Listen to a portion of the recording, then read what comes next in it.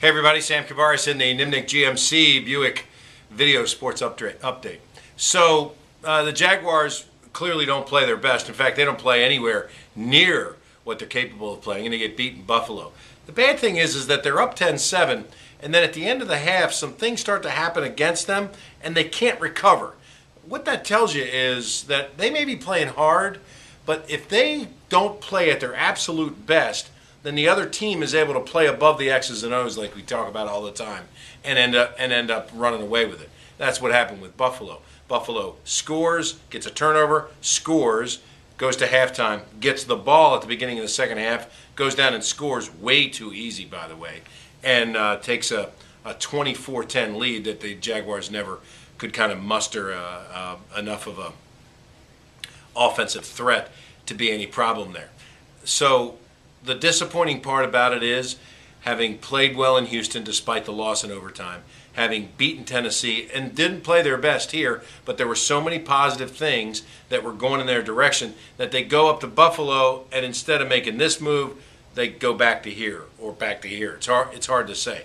But I mean, guys were out of position, even from a layman's point of view. If you watch the game on television, you could see that the defensive fits weren't right. They were gouged for 232 yards on the ground. And despite the fact that Darryl Smith hasn't played all year, when you look at that front seven, I mean, those are guys who are supposed to be able to stop the run. I mean, whether it's Tyson Alu or CJ or Terrence Knighton or whomever is in there, you know, stopping the run is one thing that the Jaguars are supposed to be good at, and they were just gouged by the Buffalo Bills.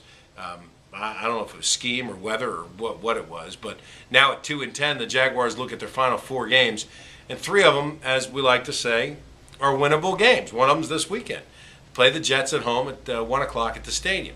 Jaguars are taking a tarp off to accommodate the people who want to come see Tebow. The interesting thing is, he might not even make the trip. It's hard to say. I mean, at this point, he and Sanchez were standing on the sidelines in the game on Sunday watching somebody else be the quarterback because Sanchez had thrown 3 interceptions and Tim was hurt.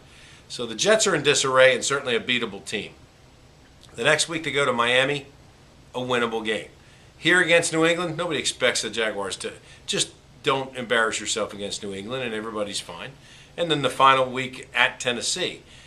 I think there's going to be some serious changes on the football side when the season is over. It'll be a shame if Mike Mularkey and the staff don't survive this kind of year, because I do think that it's a good staff, and I think Mularkey is a very good coach and could possibly move toward the future. He knew the Jaguars were understaffed, undermanned, and maybe it was a little worse than he thought. And then you look at the injuries, 60 games lost by starters in the first 11 games of the year, and you don't have that kind of depth to compete. So consequently, there's going to be some changes. Gene Smith, Terry Donahue, it's hard to say who is not going to keep their job, but definitely Shad Khan is not going to have patience for a team that's won 2 of its first 12 games. The Gators are headed to the Sugar Bowl. The surprise opponent, though, is Louisville. That's interesting.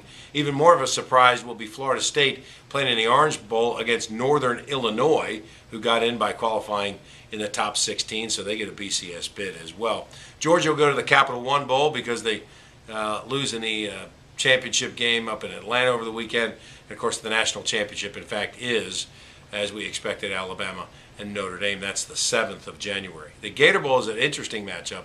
Northwestern, because the Gator Bowl, you know, without either Ohio State and Penn State in the mix, they had to go all the way down to Northwestern, so they'll make an appearance here. But Mississippi State returns. They always bring a lot of folks and have a lot of fun here. That's noon on January 1st. I'm Sam Kavaris. That's the Nimnik Buick GMC Video Sports Update.